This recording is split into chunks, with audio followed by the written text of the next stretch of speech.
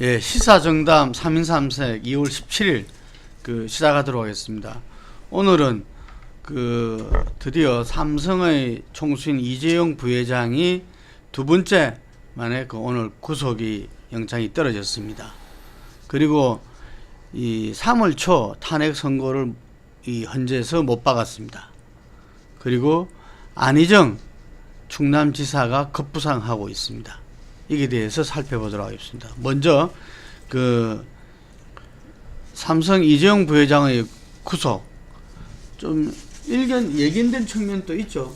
예, 첫 번째 영장 신청했을 때는 이제 국민연금 지원받은 거 그 부분에 초점을 맞춰가지고 했었는데, 이번에는 이제 경영권 승계 이쪽을 하면서 시점과 폭을 좀 넓혀가지고 했던 게 주요했다, 그렇게 보는 것 같습니다. 그러니까 날짜가 2015년 7월 17일 그 전에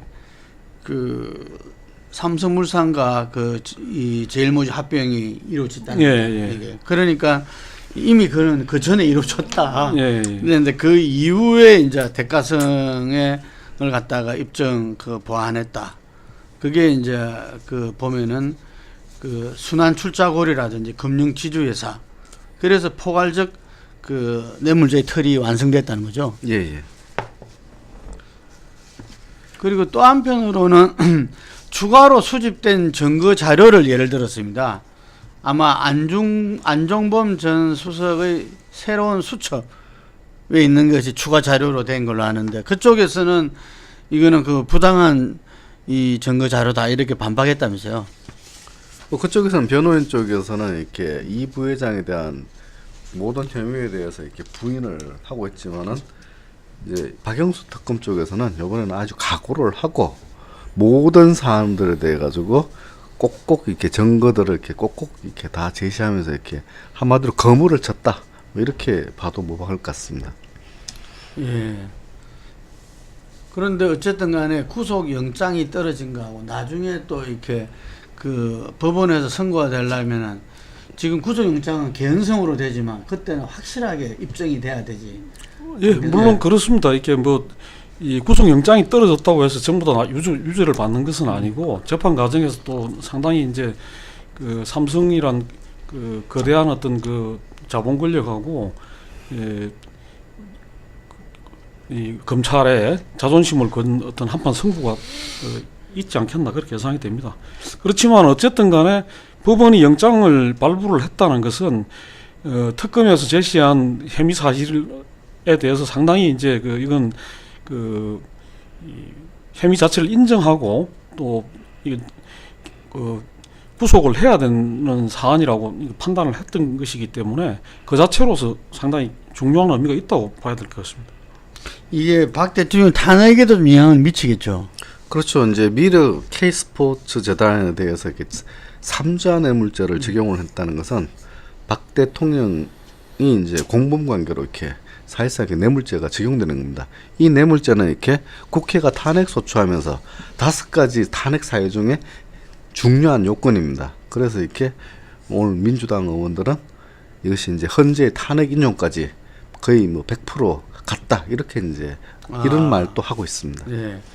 이게서 3자 뇌물죄가 적용되는 가운데서 최순실과 통과 대통령이 대법원으로 지난해만 최소 570번을 통과했다.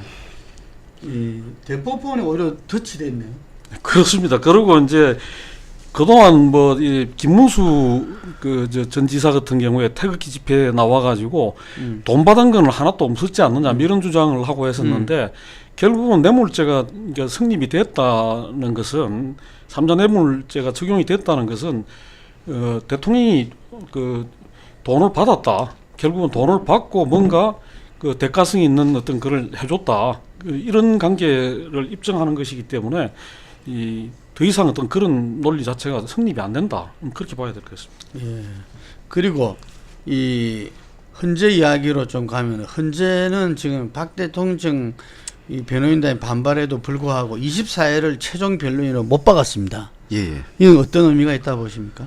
24일 이후에는 더 이상 변론을 하지 않겠다. 뭐 다른 특별한 사항이 있어 가더라도 변론은 이걸로 종결을 하겠다는 의미입니다. 따라서 이렇게 보통 통상 이렇게 2주 후에 선고기일을 잡습니다. 그러니까 선고기일이 2주 후니까 3월 초, 그러니까 이정미 재판관이 퇴임하는 3월 14일 이전에는 하겠다. 이런 의사 표시로 이제 받아들여집니다. 예. 그럼 박 대통령 측의 그 남은 대응은 뭐 어떤 부분이 있을 수 있을까요?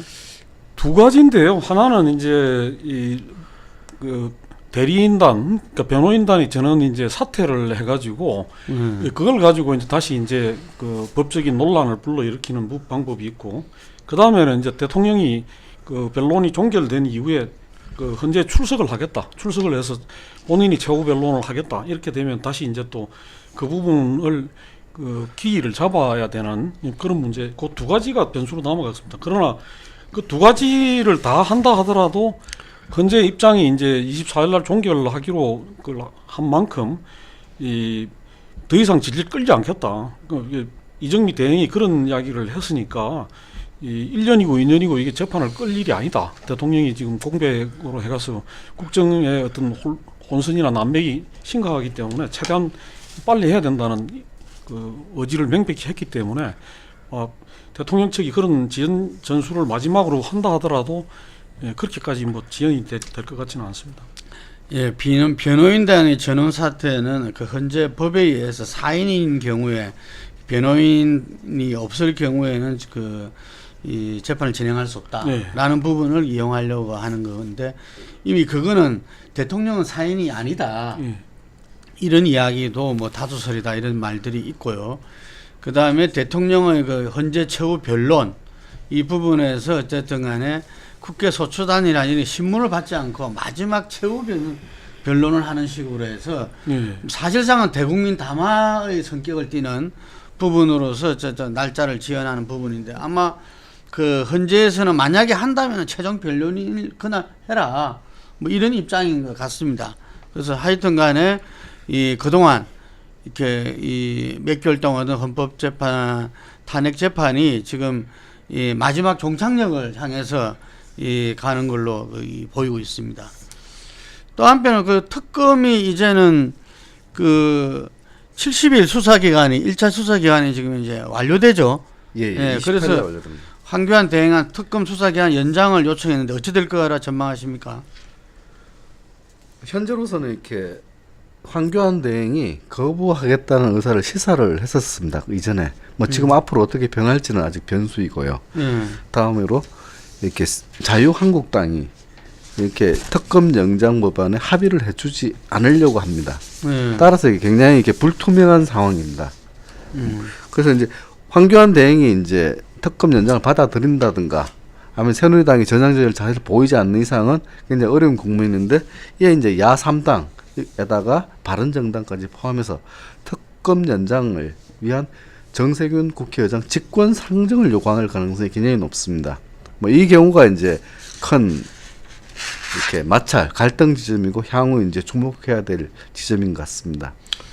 근데 이제 그게 국회의장 직권 상정이라는 게 요건이 아주 까다롭게 되어 있습니다. 천재지변, 전시나 사변에 준하는 국가 비상사태, 그 다음에 각 교섭단체의 대표가 합의하는 경우 이렇게 되어 있는데, 지금으로서는 자유한국당 대표가 동의를 해주지 않으면 그 사유에 해당이 안 됩니다. 그렇기 때문에 결국은 직권 상정하기도 쉽지가 않은 그런 상황이고, 그렇게 될 경우에 지금 그 국민들의 어떤 그런 이 차제에 삼성을 수사를 한 김에 다른 재벌들, 그러니까 롯데라든지 뭐 SK라든지 또 부영이라든지 이런 데도 수사를 제대로 해가지고 좀 발본색원을 하기를 바라는데, 국민들은 그게 좀 무산될 그런 위험성도 있다 이렇게 봐야 될 것 같습니다. 예, 국회 법사위에 자유한국당의 김진태 의원이 여당 간사로 있으니까 아마 간사 간에 합의가 안 되면은 또 이렇게 그 상임위 자체에 또 안건으로 올라갈 수가 없는 이런 문제로 아마 이 법사위 통과가 어려우니까 방법은 직권 상정밖에 없는데 국회의장 직권 상정도 상당히 어렵다. 좀 힘들다는 거죠. 예. 그런데 이제 전례가 있습니다. 이게 예. 그러니까 정의화 의장이 이제 2015년 말인가요? 테러 방지법을 할 때 이게 비상사태다라고 하고 추진을 해서 통과시킨 전례가 있습니다. 여기 기반해서 추미애 대표가 이렇게 아랫게 이제 최고위원회의에서 대통령이 탄핵되고 그리고 현재 상태가 국가 혼란 상황인데 이것이 비상사태가 아니면 뭐냐라고 이렇게 해가지고 정 의장을 또 압박하게 됐습니다. 이게 공식적으로. 뭐 그렇기 때문에 상황은 좀 더 지켜볼 필요가 있을 것 같습니다. 예, 국민 중에서 열에 7번씩이면 이제 특검 연장을 바라고 있습니다. 우리 국회가 어떤 모양새로 이것을 처리할지 주목되는 가운데 주목되고 있습니다. 다음은 이번 주 갤럽 조사에서 드러났는데 문재인 대세론 속에서 안희정 지사가 드디어 20% 지지율을 돌파했습니다. 예. 예, 안희정 캠프 쪽 입장은 그 2월 달 내로 한 25% 정도로 갔으면 뭐 상당히 만족하겠다 그런 입장이었는데 지금 이미 이제 지금 2월 중순 정도인데 벌써 이 22%대로 갔다는 거는 2월 말까지 이 추세대로 한 번도 이제 중요한 거는 안희정 지사가 시작을 하고 나서 한 번도 꺾이거나 이 주춤하거나 내려간 적이 없다. 꾸준히 올라가고 있다. 이게 이제 중요한데 이 추세대로 간다면 아마 2월 말까지 25%대 내지는 그보다 조금 더 갈 가능성도 있는 거 아니냐 이렇게 봐야 될 것 같습니다. 예. 근데 이번 지지율을 이렇게 보자면 지금 좀 이색적인 게 TK 대구 경북 지역에서 보니까 문재인 전 대표도 24%, 안희정 지사도 19%. 상당히 오히려 보수 쪽 후보보다도 상당히 높게 나왔어요. 예, 한교안 지금 권한대행은 15%, 유승민 의원은 4%에 불과하게 나왔습니다. 이거 어떻게 보십니까? 우선 이제 황교안 대행을 이렇게 지지했던 탄핵 반대 세력은 황교안 총리가 대행이기 때문에 이렇게 일시적으로 몰렸던 부분들이 조금 이완되는 현상이 빚어졌고요. 그 다음에 이렇게 예전부터 있어 왔던 반문재인 표, 예전 박원순 서울시장이라든가 쭉 꾸준히 존재했던 예전에 안철수 전 대표한테 갔던 지지라든가 이런 성향의 표들이 우선 안 지사한테 많이 쏠렸다. 뭐 그런 부분으로도 이해될 수 있을 것 같습니다. 네. 그리고 이 대전 충청 지역에서는 이 문재인 후보와 지난 조사만 하더라도 비슷했었는데 이번에는 상당히 좀 10%나 앞섰어요. 예. 문재인 대표 24%인데 안희정 지사 34%. 아주 이제 독보적인 수위로 지금 치워나갔습니다. 예. 안희정 지사 쪽 생각은 궁극적으로는 이제 당내 경선에서 이기기 위해서는 호남이 중요하고 또 민주당 지지층이 중요한데 그걸 좀 이제 우회해서 접근하는 다시 말해서 이제 충청도에서 지지가 높아진 걸 가지고 호남에다가 접근을 하겠다. 그거고 또 이제 이 당 밖에 지금 지지자들로부터 압도적인 걸 받으면 결국은 민주당 지지층이 안정적인 어떤 그런 정권 교체를 바라기 때문에 민주당 지지층에서도 상당히 이제 호응이 높아지지 않겠느냐 그런 생각을 갖고 있기 때문에 호남 이외의 지역 대전 충청이라든지 다른 지역에서의 어떤 이 지지와 보수의 어떤 지지 그러니까 확장성을 가지고서 본선 필승 후보다 이걸 통해서 호남에 오히려 호소하면서 호남에서 승부를 갖겠다 뭐 이런 이야기 같은데 어쨌든 연령층에서 50대와 60대에서도 1위를 차지했습니다. 지난번에도 50대에서 1위를 해서 특이하다 그랬는데 60대에서도 지금 황교안 총리를 넘어섰어요. 25%, 29% 이렇게 50대 29, 60대 25 이래 됐는데 이것도 좀 특이하다 보겠습니다. 예, 그것도 이제 일정 이렇게 황교안 대행한테 몰렸던 지지가 이제 이완되고 탄핵 반대라고 하는 국민이 조금은 이렇게 고조됐던 반대 세력의 결집도가 약간씩 이완되고 하는 흐름 속에서 이제 안 지사가 그 바람을 탔다. 애초에 이제 안 지사가 바람을 탄 것은 반 전 총장이 이렇게 이제 불출마 선언을 하면서 이제 갑자기 이제 바람을 탔는데 이런 여러 가지 복합적으로 계속 바람을 타고 있다. 뭐 이렇게 보이는 부분입니다. 이념 성향에서도 그 보수에서 23%로 해가지고 한교안 총리 25%별 차이가 나질 않습니다. 그 중도층에서는 문재인 후보랑 27, 26위로 비슷하고 진보층에서는 어쨌든 문재인 전 대표가 53, 안 지사가 19로 좀 차이가 나는데 이 보수층에서 안 지사가 거의 뭐 황 총리랑 비슷하게 놓은 부분들은 어떻게 해석을 할 수 있겠습니까? 그 우선은 이제 보수층에서 문재인에 대한 비토 그렇죠. 내지는 절대 안 된다 이게 강한 만큼 상대적으로 그 안희정에 대해서는 그런 강한 비토가 없다. 다시 말해서 국민의당 지지자들이든 바른정당 지지자들은 심지어는 자유한국당 지지층의 일부도 그 안희정에 대해서는 그 호감을 갖고 있는 이런 것이기 때문에 그 점에 있어 가지고 보수층 전체로 본다면 상당히 이제 좀 우호적인 걸 받고 있다 그렇게 봐지고 그게 이제 지금 또 한편에서는 보수의 이렇게 그 대안 내지는 보수의 어떤 그런 강력한 후보가 그 부재하다는 그 자체가 지금 이제 이런 현상으로 나타나는 거 아니냐 그렇게 봐야 될 것 같습니다. 예, 보수의 그 압도적인 후보가 없음으로 해서 이 아마 자기들은 차악을 택하는 기분으로 안희정 지사를 하는 수도 있겠네요. 예, 예. 그만큼 비토층이 상대적으로 제일 그 적다 이게 이제 안희정 지사 갖고 있는 장점일 수 있겠습니다.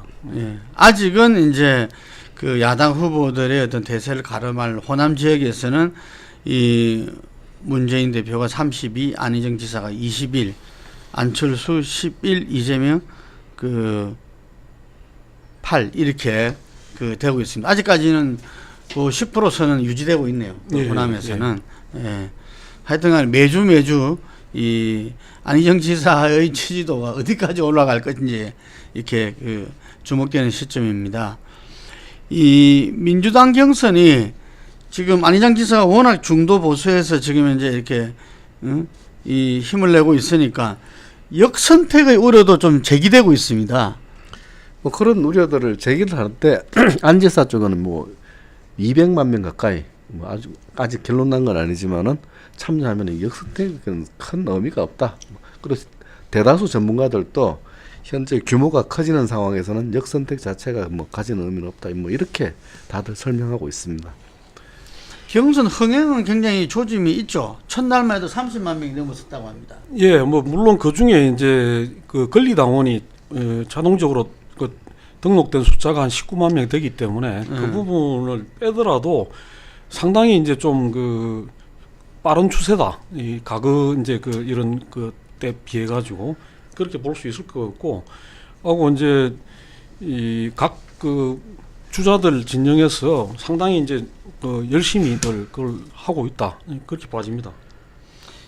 그 이재명 시장 지지층에서도 굉장히 참여 열기는 굉장히 예, 높은 걸로 알고 예. 있습니다. 그쪽 부분들이 이제 적극적 지지층, 그러니까 팬덤 지지층들이 상당 존재하기 때문에 이재명 시장 쪽 참여율도 상당히 높다. 뭐 이렇게 평가받고 있습니다. 예. 아직까지 이 후보 간 이 합동 토론회는 지금 못 잡고 있다면서요? 예, 이제 지금 아직까지 그 탄핵 그 여부가 불투명한 상황에서 너무 이제 경선 분위기로 가는 거에 대해서 좀 부담을 느끼는 당 자체가 좀 부담을 느끼는 측면이 있고, 아무래도 이제 다른 후보들 경우에는 이제 뭐 이 지지자들 걸 받기 시작을 했으니까, 경선 이제 접수를 받기 시작을 했으니까 이 토론을 시작을 해야 되는 거 아니냐. 그러니까 이런 그게 나오는데 문재인 전 대표 쪽에서 조금 이제 유보적인 그런 입장을 보이는 것 같습니다. 아마 조만간 성사가 되지 않겠나 그렇게 봐집니다. 네, 민주당에서 가장 이렇게 고심했던 어떤 다이내믹한 경선, 역동적인 경선이 아마 이루어질 가능성이 높아지고 있는 시점입니다. 여기까지 하겠습니다.